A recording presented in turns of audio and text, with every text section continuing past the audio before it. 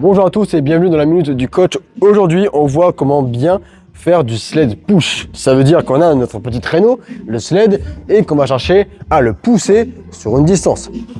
Il existe 3 méthodes pour pousser le sled. Aucune n'est meilleure que l'autre. Il faut juste trouver la méthode qui vous correspond et qui vous permet de pouvoir être performant sans trop vous fatiguer rapidement.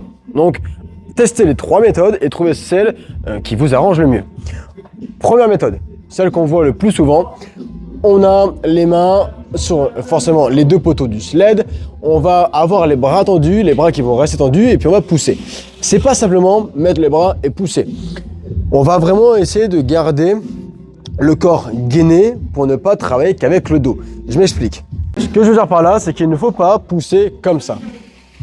Sinon, on a le corps à 90 degrés et on va pousser uniquement avec, en effet, les jambes, mais le dos va également prendre beaucoup.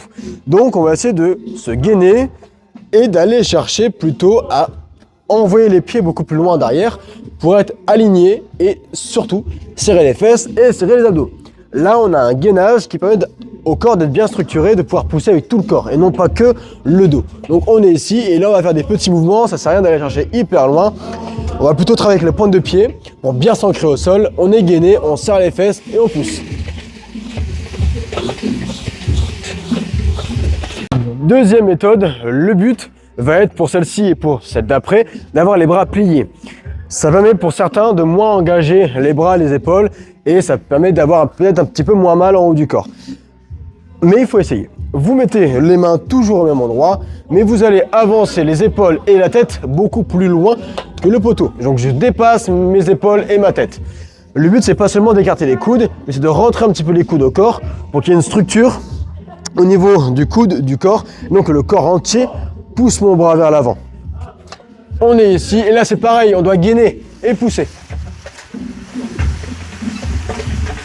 Dernière méthode. Le principe il reste le même sur la 3e méthode, c'est de ne pas utiliser en gros les bras. Donc pour ça, on va se mettre les paumes de main vers l'avant, coller au niveau du sled.